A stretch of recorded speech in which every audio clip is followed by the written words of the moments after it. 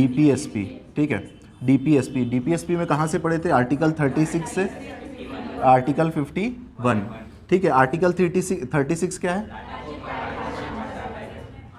राज्य की परिभाषा, ठीक है। आर्टिकल 37 क्या है? मैम संविधान, एक सेकेंड, संविधान चल रहा है, भाग 4 तक हो चुका है, ठीक है, 22 तक पढ़ना है। आज हो सके तो कुछ नहीं समझ में आएगा, ठीक है, कल से आएगा जो आना है, ठीक है। चलो, आर्टिकल 36 क्या बोलता है? स्टेट की डेफिनेशन, ठीक है। आर्टिकल 37 क्या बोलता है? 38,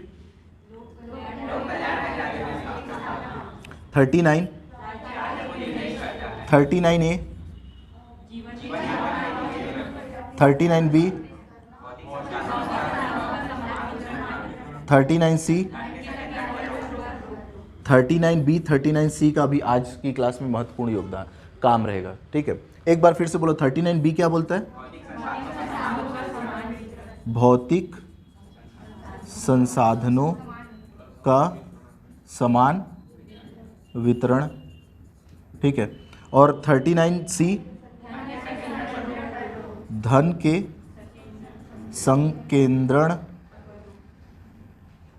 संकेंद्रण पर रोक, ठीक है। 40, 41 काम पाने का, शिक्षा पाने का, सामाजिक सुरक्षा पाने का अधिकार। 42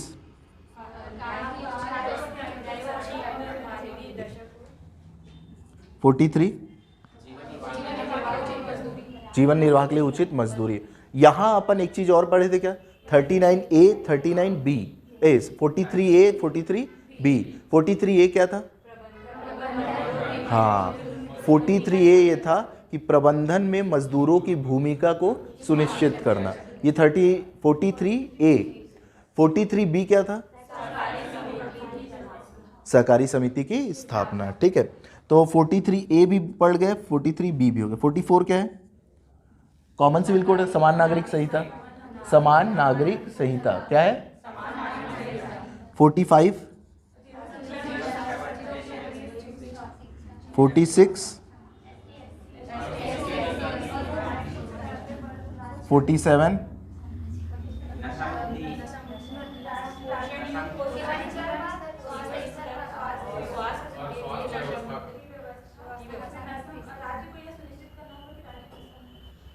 एग्जैक्टली, ठीक है। 48 कृषि एवं पशुपालन का वैज्ञानिकीकरण, ठीक है। हाँ हाँ, ठीक है। 48A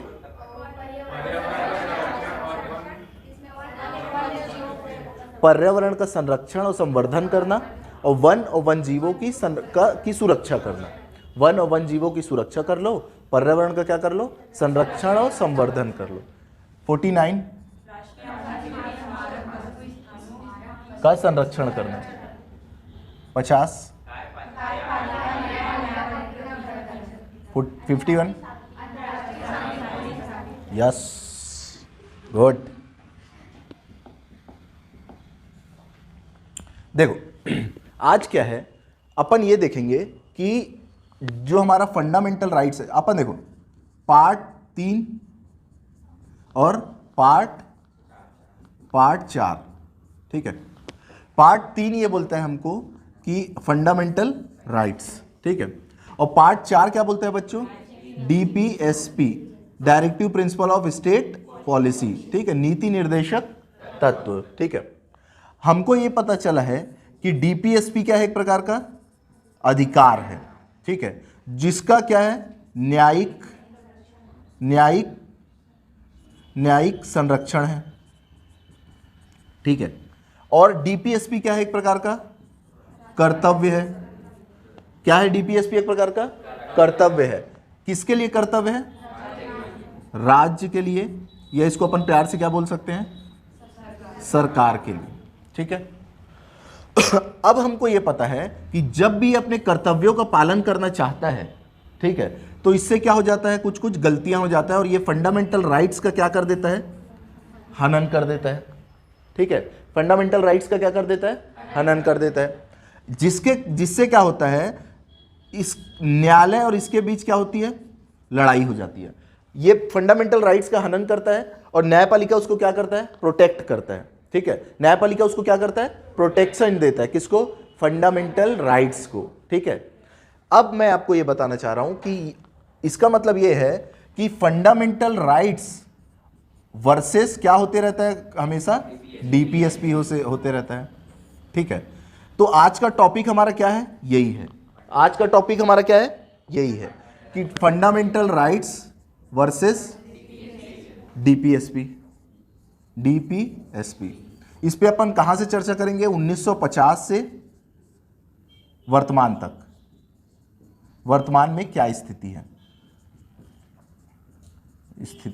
है, करंट पोजीशन क्या है, कौन बड़ा है, कौन छोटा है, क्या स्थिति है, अगर दोनों के बीच लड़ाई हो गई तो किसको प्रेफरेंस मिलेगा, ये क्या करेंगे अपन आज की क्लास में देखेंगे। ठीक है, तो स्टार्ट करते हैं आज की क्लास। पहले देखो, पहले समझते हैं बैकग्राउंड कि ये लड़ाई चालू कैसे हुई। ठीक है, तो लड़ाई की शुरुआत होती है 1950 से।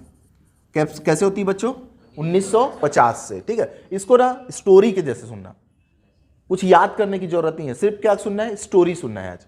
1950 में क्या हुआ बच्चों, मिनर्वा मिल्स नहीं,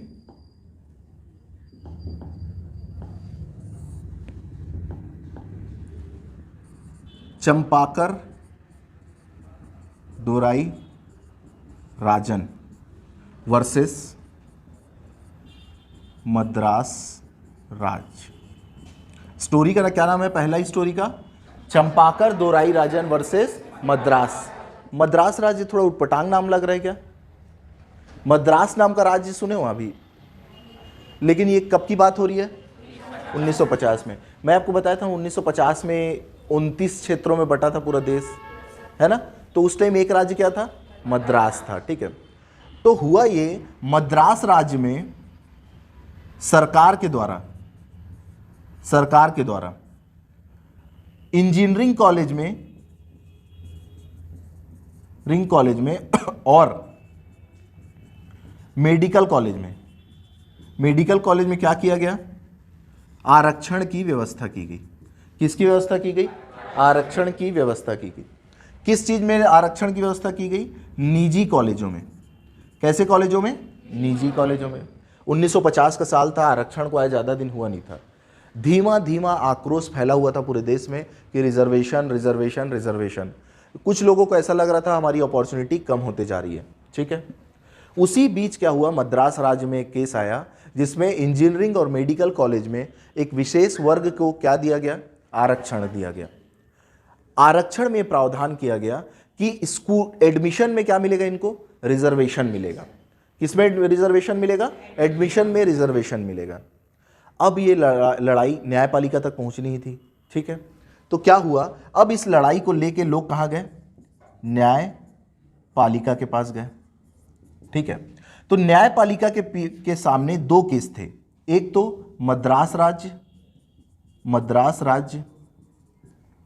न्यायपालिका ने पूछा कि भैया मद्रास, क्यों ऐसा कर रहे हो, क्यों लड़ाई झगड़ा कर रहे हो भैया, कहाँ समस्याएं आ गई। ठीक है, कहाँ समस्याएं आ गई, क्यों ऐसा कर रहे हो। तो मद्रास राज्य ने बोला कि जज साहब, संविधान का आर्टिकल 46, संविधान का आर्टिकल 46, ठीक है, देखो आर्टिकल 46 क्या बोलता है, एसटी, एससी और कमजोर वर्गों को संरक्षण देगा। ठीक है, नीति निर्देशक तत्व का आर्टिकल 46 बोलता है कि सरकार की यह जिम्मेदारी होगी कि वो कमजोर वर्गों को क्या करेगा, संरक्षित करेगा। अब ये मद्रास राज्य गया, बोला जज साहब, संविधान ही तो बोला है कमजोर वर्गों को संरक्षण देने, क्या गलत किया जज साहब, बताओ, आप खुद बताओ। तो वकील बोले जज साहब दूसरे पक्ष के वकील से पूछे कि भैया चंपाकर दोराई राजन, आपको क्या समस्या हो गई जब ये गरीबों का को संरक्षण दे रहा है, तो काहे एक्साइटेड हो रहे हो भैया। तो वकील साहब बोले कि संरक्षित तो कर रहे हैं, लेकिन आर्टिकल 14 आर्टिकल 15 का क्या कर रहे हैं, हनन कर रहे हैं। आर्टिकल 14 और आर्टिकल 15 का क्या हो रहा है, इससे हनन हो रहा है। आर्टिकल 14 क्या है, विधि के समक्ष समता, विधि का समान संरक्षण, विधि के समक्ष समता और विधि का समान संरक्षण। तो जज साहब बोले हाँ गुरु ये भी सही बात है। तो वकील साहब बोले कि जज साहब आप खुद बताइए कि आर्टिकल 46 क्या है, डीपीएसपी। आर्टिकल 46 क्या है, डीपीएसपी नीति निर्देशक तत्वों की एक आर्टिकल है, ठीक है, जिसका इंप्लीमेंटेशन क्या आवश्यक है, नहीं। सरकार धीरे धीरे समय के अनुसार नीतियों के माध्यम से उसको कानूनी जामा पहनाती है, ठीक है। वकील बोले कि जज साहब आर्टिकल 14 और आर्टिकल 15 फंडामेंटल राइट से संबंधित है, जिसको न्यायपालिका का क्या प्राप्त है, संरक्षण प्राप्त है। और बताओ आपके राज में ऐसा कर रहे हैं लोग, अच्छा लगता है क्या है? अच्छा लगता है क्या? तो जज साहब बोले हाँ गुरु ये मेरा संरक्षण प्राप्त है, इसको ये तो गलत है यार, ऐसा नहीं होने दे सकता मैं, ना भाई ऐसा नहीं चलेगा, ठीक है। 1950 के साल में एक इंटरेस्टिंग कहानी और घटी। ये केस कहाँ हो रहा है, दक्षिण महाराष्ट्र में। उत्तर भारत पीछे रह सकता था क्या, नहीं। तो एक स्टोरी चल रही थी उत्तर भारत में। कहाँ चल रही थी, उत्तर भारत में। जियो बिहार के लाला सुने हो ना, तो उसमें जो बिहार है ना, कहानी वही है। बिहार में क्या हुआ, भूमि सुधार बिल आया। क्या बिल आया बच्चों, भूमि सुधार बिल। अब भूमि सुधार बिल आया तो मैं आपको बताया था कि अपन भूमि की खेती कर सकते हैं क्या, ऐसा कर सकते हैं क्या यार, ये 100 लोग के पास खेत नहीं है, चलो 100 एकड़ खेत बना लो, या चलो पीओके में कब्जा कर लो तो और इन लोग को बांट देंगे 100 लोग, ऐसा संभव है क्या? मतलब ये है कि किसी से भूमि लेना पड़ेगा और किसी को भूमि देना पड़ेगा, तभी तो भूमि सुधार संभव है ना, है ना। तो इसी चीज को लागू करने के लिए सरकार क्या लेके आई, भूमि सुधार बिल लेके आई। क्या लेके आई, भूमि सुधार बिल। अब भाई साहब भूमि सुधार बिल तो ये ले आई, लेकिन यहां समस्याएं ये हो गई थी कि जब ये भूमि सुधार बिल को क्या करना चाहती थी, लागू कराना चाहती थी, तो यहां एक दिक्कत हुई उन लोग के पास। ये मामला कहां गया, न्यायपालिका के पास। कहां गया, न्यायपालिका के पास। और न्यायपालिका में यह कहा गया कि यहां भी 2 केस हो गए, एक तो बिहार सरकार और दूसरा वकील, ठीक है। बिहार सरकार को जज साहब बोले,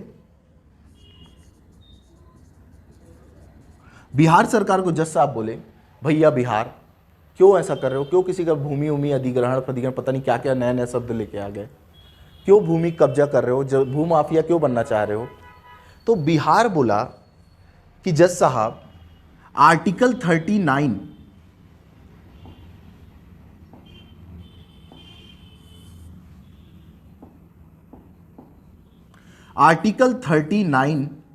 का बी और 39 का सी। आर्टिकल 39 का बी मेरे को बोलता है कि भैया राज्य आप क्या करो, भौतिक संसाधनों का क्या करो, वितरण करो। और कैसा वितरण, समान रूप से। आर्टिकल 39 बी बोलता है जज साहब मेरे को कि भैया बिहार या भैया राज्य भौतिक संसाधनों का आप क्या करोगे, समान वितरण करोगे, ठीक है। और आर्टिकल 39 सी मेरे को बोलता है कि भैया राज्य आप धन के संकेंद्रण पर रोक लगाओगे। क्या करोगे, धन के संकेंद्रण पर रोक लगाओगे। अब यहां समस्या ये आई कि जज साहब बोले हाँ गुरु ये तो ठीक बोल रहे हैं कि 39 बी बोल रहा है कि भौतिक संसाधनों का समान वितरण करो और धन के संकेंद्रण पर क्या लगा दो, रोक लगा दो। तो अब जज साहब पूछे कि क्या वकील साहब कहां समस्याएं आ गई है, ये क्या तकलीफ है आपको। तो वकील साहब ये बोले कि जज साहब आप ये बताओ कि अगर ये इसकी जमीन लेगा तो आर्टिकल 14 क्या बोलता है, विधि के समक्ष समता और विधि का समान संरक्षण। आर्टिकल 14 बोलता है ना। आर्टिकल 19 बोलता है संपत्ति की स्वतंत्रता। आर्टिकल 19 क्या बोलता है? संपत्ति की स्वतंत्रता। और आर्टिकल 31 क्या बोलता है? आर्टिकल 31 क्या बोलता है? संपत्ति का अधिकार।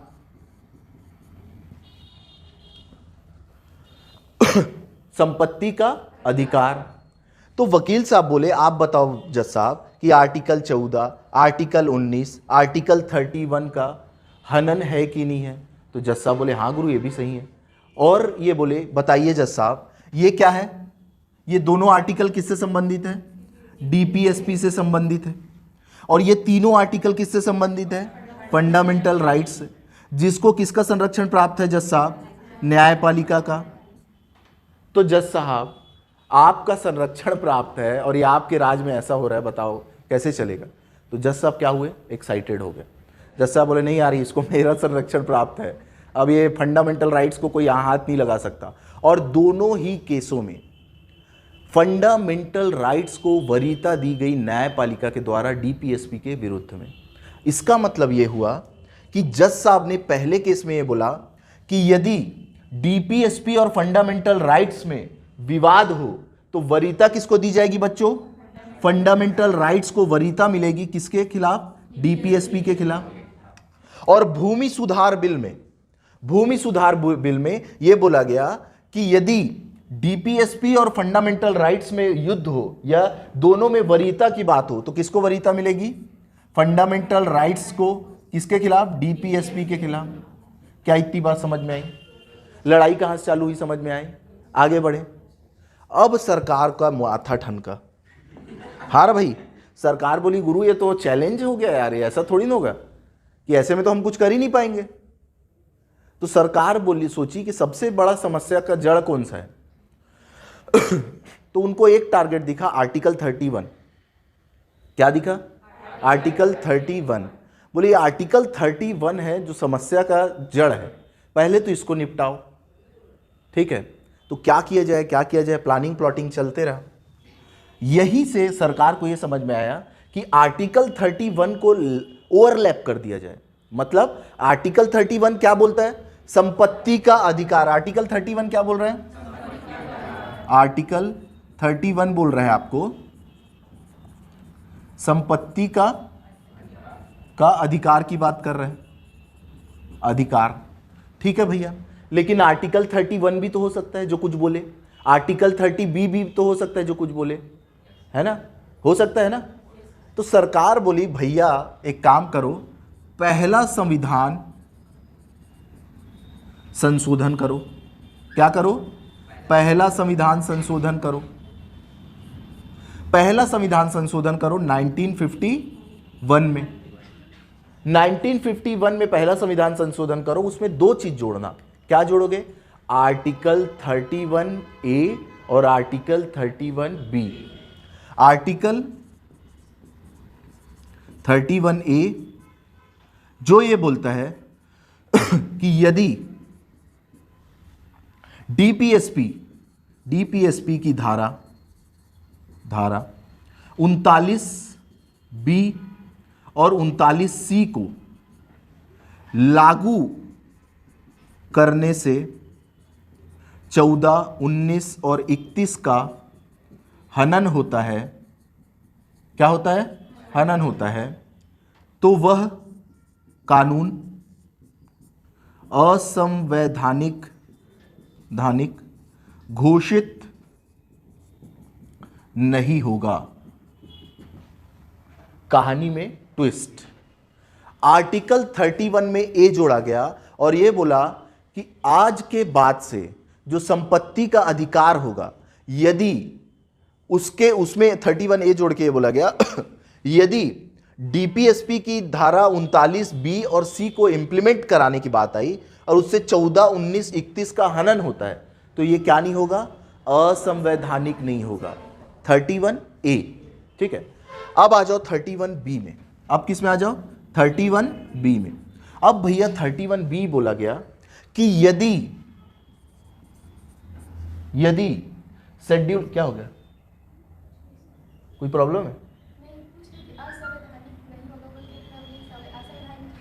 असंवैधानिक मतलब क्या होता है? संवैधानिक और असंवैधानिक। संवैधानिक मतलब चीजें और संविधान के हिसाब से है। असंवैधानिक मतलब पहले क्या हुआ था, 14-19-21 के कारण असंवैधानिक घोषित हो गया था वो, है ना, मतलब संविधान के खिलाफ है वो, ऐसा करके। लेकिन अब क्या बोल दिया गया? असंवैधानिक घोषित नहीं कर सकते, मतलब वो संवैधानिक होगा, ठीक है। यहां मैं ये भी लिख सकता था कि वह क्या होगा, हनन होता है तो भी वह कानून क्या होगा? संवैधानिक होगा, ठीक है। लेकिन मेरे से थोड़ी ये वो हो गई, गलती हो गई कि मैं क्या लिख दिया है, वह कानून के हिसाब से असंवैधानिक होगा, ठीक है। चलो अब हो गया ना, अब चलो कॉन्सेंट्रेट करो। अब ये 31A हो गया, ठीक है। अब यहां 31B जोड़ा गया। 31B में बोला गया कि यदि शेड्यूल 9 में कोई कानून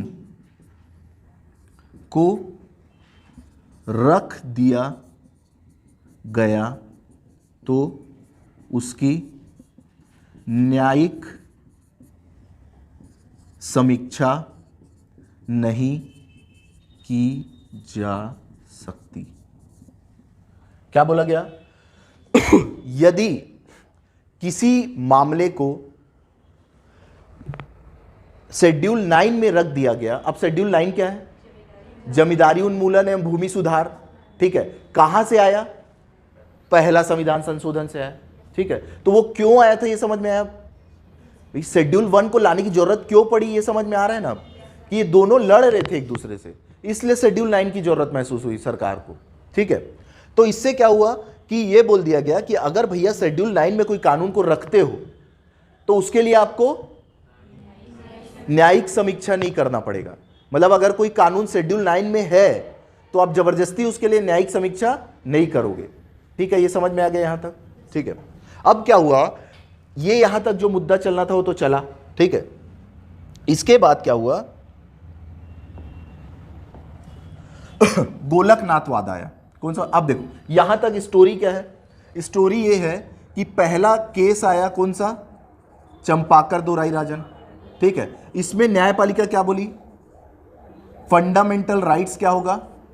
डीपीएसपी से वरीयता होगी। इसमें न्यायपालिका क्या बोल रही है? फंडामेंटल राइट्स को डीपीएसपी में क्या मिलेगा? वरीयता मिलेगी, ठीक है। अब ये वरीयता किसके लिए काउंटर था? सरकार के लिए। तो सरकार क्या की इसके लिए? पहला संविधान संशोधन की। क्या की? प्रथम संविधान संशोधन, फर्स्ट अमेंडमेंट की, फर्स्ट अमेंडमेंट की। और ये संविधान ये फिर से क्या ले आई? डीपीएसपी को क्या दे दी? वरीयता दे दी। मतलब न्यायपालिका किसको वरीयता दे रही है? फंडामेंटल राइट्स को। और सरकार किसको वरीयता दे रही है? डीपीएसपी को। तो सरकार केस के माध्यम से क्या कर रही? डीपीएसपी को, फंडामेंटल राइट्स को वरीयता दे दी, ठीक है। अब फर्स्ट अमेंडमेंट की 1951 में, अब ये डीपीएसपी को वरीयता दे दी सरकार। उसके बाद एक केस आया 1967 में। 1967 में कौन सा केस? गोलकनाथ वाद, ठीक है। गोलकनाथ वाद में फिर से न्यायपालिका ये बोली कि यदि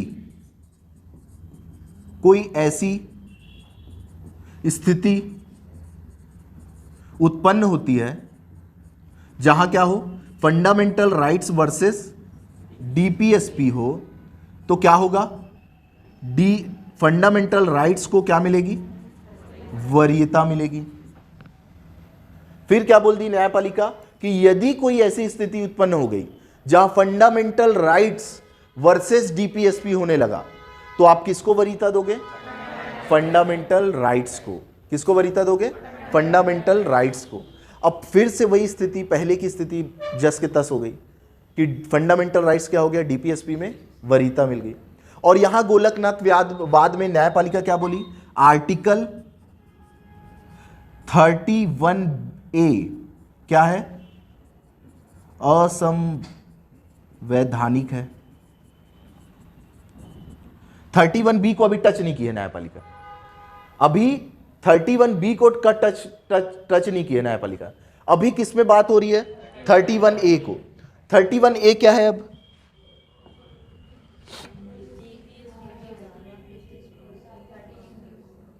थर्टी वन ये बोल रहा है कि अगर मेरे को 39B 39C को लागू कराना है, ठीक है, और उसके लिए यदि मैं 14, 19, 31 का हनन भी कर देता हूं फंडामेंटल राइट्स को, तो वो असंवैधानिक नहीं होगा।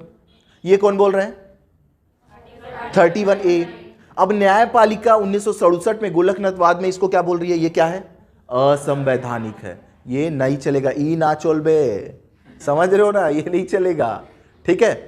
तो न्यायपालिका यहां बोली कि भैया ये सब नहीं चलेगा, 31A असंवैधानिक है, सिंपल ये बोली, ठीक है। और यहां अब ये जो पॉइंट था वहां गोलकनाथवाद बोल दिया है कि असंवैधानिक है, ठीक है। मतलब ये हुआ कि फंडामेंटल राइट्स को फिर से क्या मिल गई है? वरीयता मिल गई है। फंडामेंटल राइट्स को फिर से क्या मिल गई है? वरीयता मिल गई है। तो अभी तक अपन 2 केस के बारे में चर्चा की है। पहला केस चंपाकर दोराईराजन मामला, जिसमें फंडामेंटल राइट्स की जीत हुई थी न्यायपालिका के माध्यम से। उसके बाद सरकार द्वारा या राज्य द्वारा पहला संविधान संशोधन 1951 पारित किया गया, जिसमें डीपीएसपी को वरीयता दी गई। किसके विरुद्ध? फंडामेंटल राइट्स के विरुद्ध। उसके बाद न्यायपालिका 1967 में गोलकनाथवाद के माध्यम से एक बार फिर से फंडामेंटल राइट्स का प्रोटेक्शन करते हुए फंडामेंटल राइट्स को डीपीएसपी के विरुद्ध क्या दिया? वरीयता दी। अब बारी थी सरकार की, ठीक है। अब किसकी बारी है? सरकार की। तो भाई साहब अब सरकार एक्टिव मोड में आई और बैक टू बैक 2 संविधान संशोधन हुए। पहला 24वां संविधान संशोधन 1971। 24वां संविधान संशोधन 1971 पास किया गया, जिसके माध्यम से सरकार ने यह घोषित किया कि फंडामेंटल राइट्स में आर्टिकल 368 के तहत या मैं आर्टिकल लिखना भूल गया हूं, आप लोग को समझ में आ जाएगा ना, या मैं ऐसे करके लिख देता हूं, ठीक है। आर्टिकल फंडामेंटल राइट्स में आर्टिकल 368 के तहत संशोधन की शक्ति विद्यमान है। क्या बोला गया? संशोधन की शक्ति विद्यमान है। एक नया मैटर चालू। अब लोग ये सोच रहे हैं कि आर्टिकल 368 में फंडामेंटल राइट्स को संशोधित करने की शक्ति विद्यमान है। इसका मतलब अगर संसद चाहे तो क्या फंडामेंटल राइट्स को खत्म कर सकती है?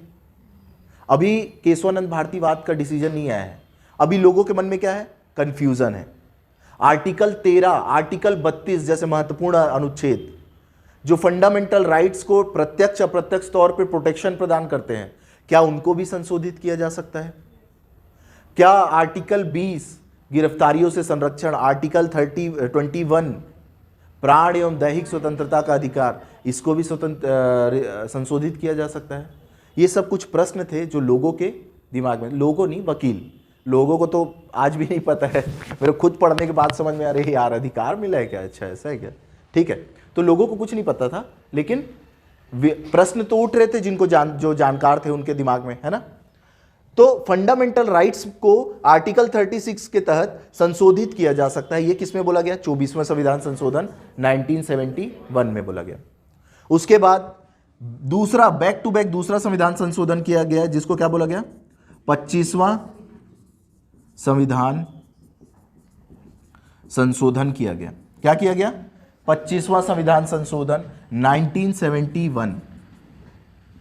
क्या किया गया? 1971। और इसमें इस टाइम सरकार किसकी थी पता है? इंदिरा गांधी की। मोदी जितना स्ट्रांग है ना, लगभग उतने ही स्ट्रांग कौन थी? इंदिरा गांधी थी, ठीक है। और जब किसी नेता को सर्वशक्तिमान जब आप बना देते हो तो वो क्या हो जाता है? ठीक है, चलो। तो 25वां संविधान संशोधन 1971 किया गया। इसके माध्यम से आर्टिकल, अब न्यायपालिका इंदिरा गांधी बोली अच्छा 31A असंवैधानिक है, कोई दिक्कत नहीं, 31C संवैधानिक कर देते हैं। तो अब क्या जोड़ दी इंदिरा गांधी, 31C। ठीक है, अब क्या जुड़ रहा है, आर्टिकल 31 में C। देखो आर्टिकल 31, ये क्या कर रहा हूं मैं पता है, जो पार्ट 2 आता है किसी भी स्टोरी का तो उसमें फ्लैशबैक दिखाते हैं ना, वही है, वो फ्लैशबैक है। ठीक है, तो आर्टिकल 31 क्या है, संपत्ति का अधिकार। आर्टिकल 31A और आर्टिकल 31B किसके माध्यम से जोड़ा गया था, पहला संशोधन 1951 के माध्यम से। यहां क्या बोला गया था आर्टिकल 31 में, 39B और 39C को वरीयता दे दी गई थी, किसके में, 14, 19 और 31 में। 14, 19 और 31 में क्या दी गई थी, वरीयता दी गई थी। इसमें से इसको क्या कर दिया गया है, अभी तक में असंवैधानिक घोषित कर दिया गया है। अब आर्टिकल 31 में ही क्या जोड़ दिया जा रहा है, सी। किससे जोड़ा जा रहा है, 25वां संविधान संशोधन 1971।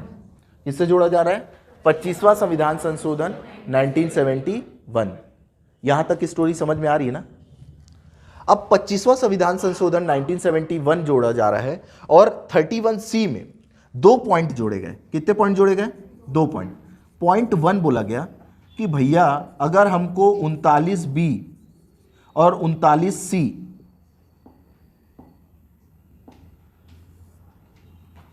क्या जोड़ा गया, यदि हमको 39B और 39C को लागू कराना है, ठीक है, और लागू कराने के लिए 14, 19, 31 का हनन होता है, तो भूल चूक बद्दी माफ, मतलब कि वो असंवैधानिक नहीं होगा।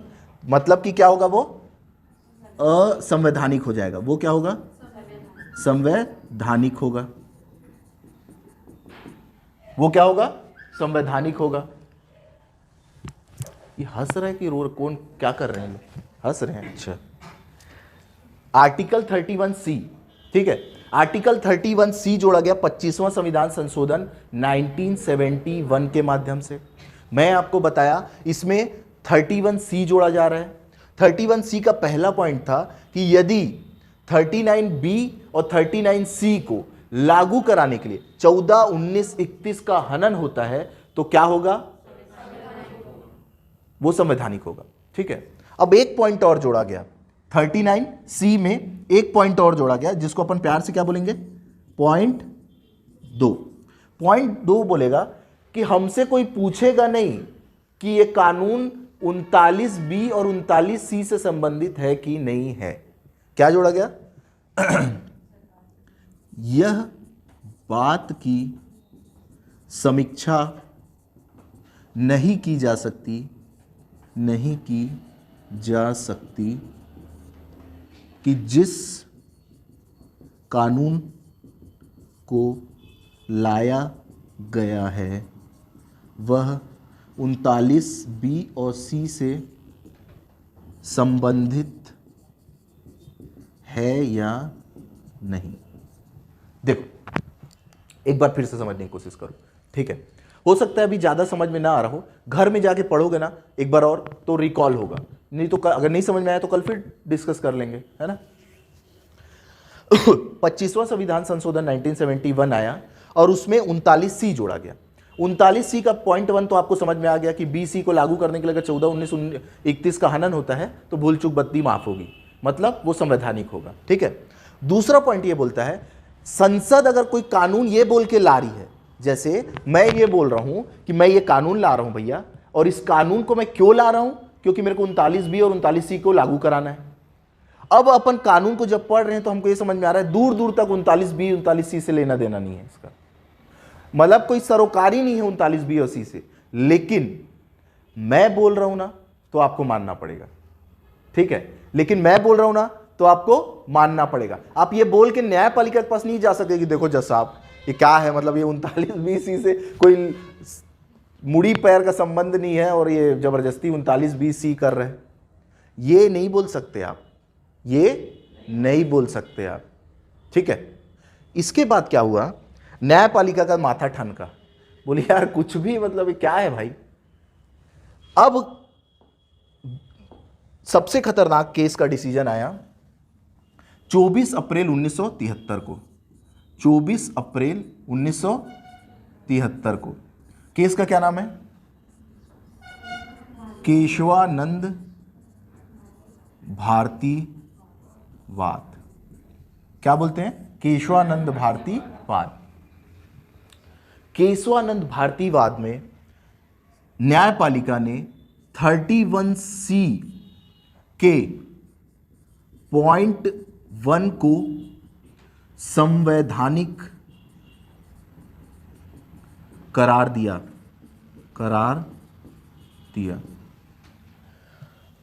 इसका मतलब यह है कि यदि अब आर्टिकल 39B और 39C को आपको लागू कराना है और यदि इससे 14, 19, 31 का हनन हो रहा है तो यह असंवैधानिक नहीं होगा।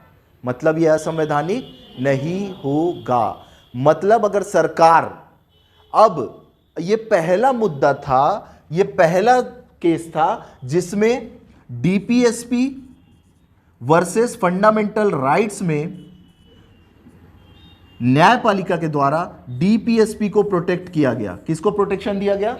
डीपीएसपी को। वर्तमान में भी यही स्थिति विद्यमान है। वर्तमान में भी यही स्थिति विद्यमान है। ठीक है, यह पहला मैटर था जब न्यायपालिका ने स्पष्ट तौर पे बोला कि भैया 14 और 19 फंडामेंटल राइट्स की का आर्टिकल 14, 19, 31 डीपीएसपी से कम होंगे। मतलब कि अगर 14, 19 की बात आई तो वरीयता किसको मिलेगी?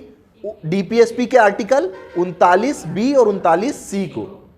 39B और 39C को। ठीक है भैया, ये हो गया यहां डिसीजन। अब पॉइंट 2 की बारी आई। किसकी बारी आई? पॉइंट 2 की। पॉइंट 2 में बच्चों न्यायपालिका ने कहा ई ना चोलबे, ये क्या है? असंवैधानिक है। पॉइंट 2 क्या है?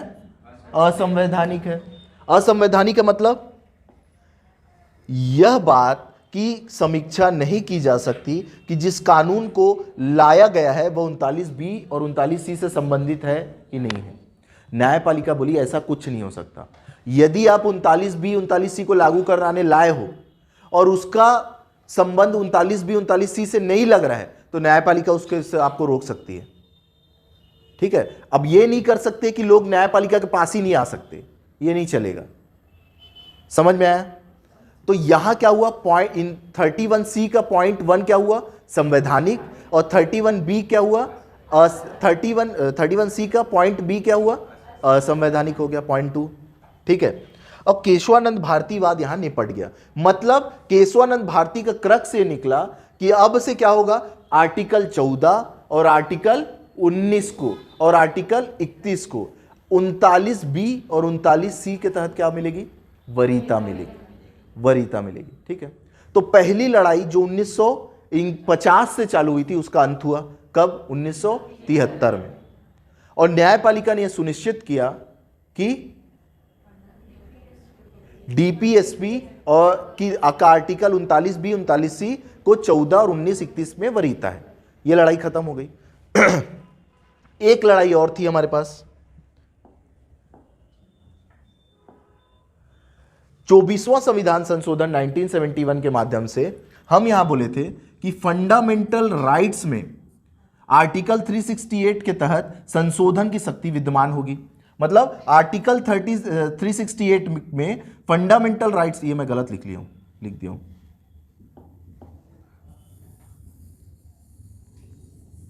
यहां क्या होगा? आर्टिकल 368 में फंडामेंटल राइट्स को संशोधित करने की शक्ति क्या होगी? विद्यमान होगी। ठीक है, मिनर्वा मिल्स केस में न्यायपालिका ने मूल ढांचे की अवधारणा दी। किसकी अवधारणा दी? मूल ढांचे की अवधारणा दी। इसमें यह कहा गया कि आर्टिकल 368 में फंडामेंटल राइट्स को संशोधित करने की शक्ति क्या है? विद्यमान है। संशोधित करने की शक्ति क्या होगी? विद्यमान होगी। किंतु वह मूल ढांचे को संशोधित नहीं कर सकता।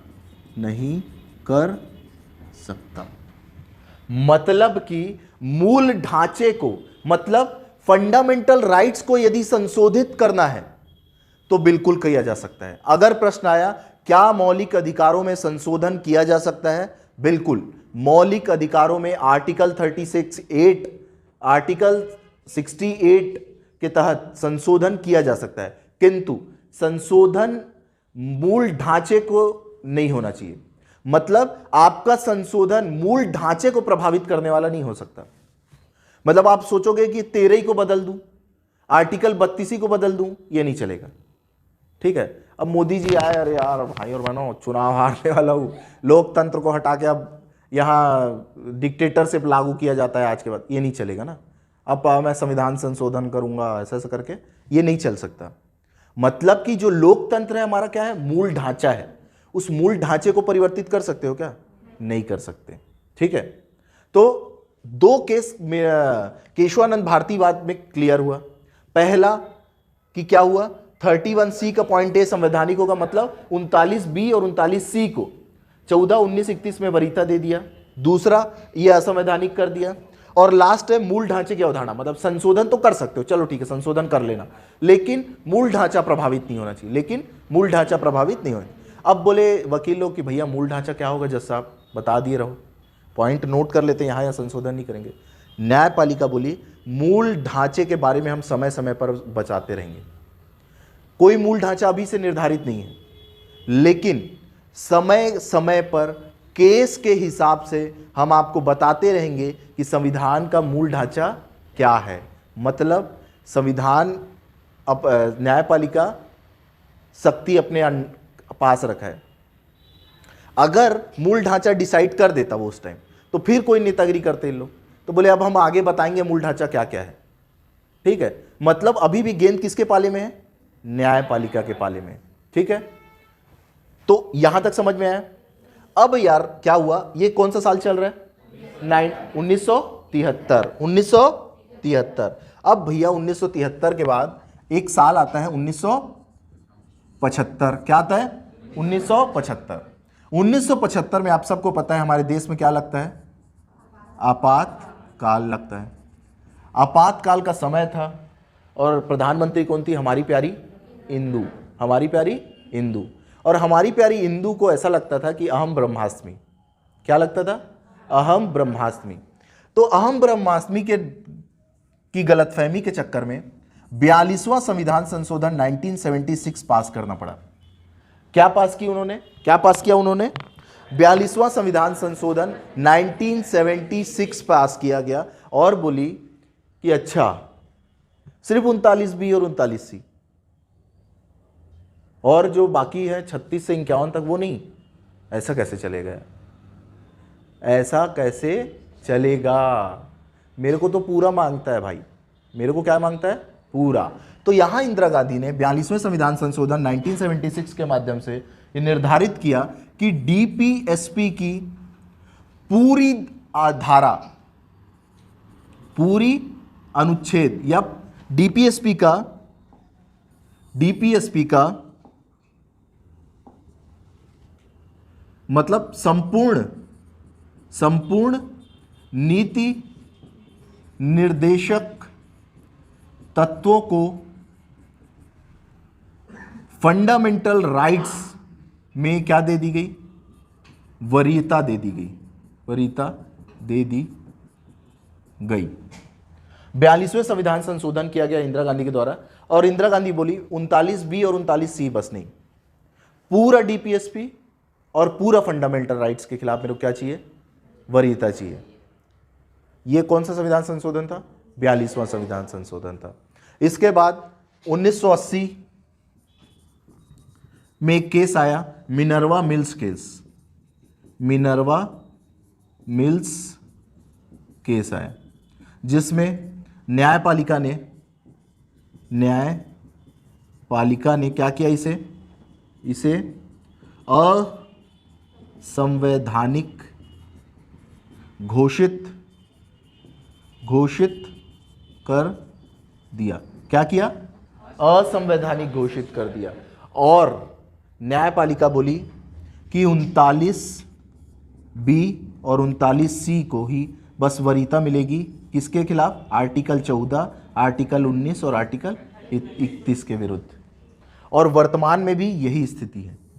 वर्तमान में भी कैसी स्थिति है? यही, वर्तमान में भी यही स्थिति है। राम कहानी यहाँ क्या होती है? समाप्त होती है। घर जाना, एक बार पढ़ना, कल फिर से चर्चा करेंगे, कोई डाउट क्रिएट होगा कल उसमें बात करेंगे, ठीक है? और कोशिश करना समझने की, ठीक है? इसको यहाँ ख़त्म करो, फोटो खींच लो।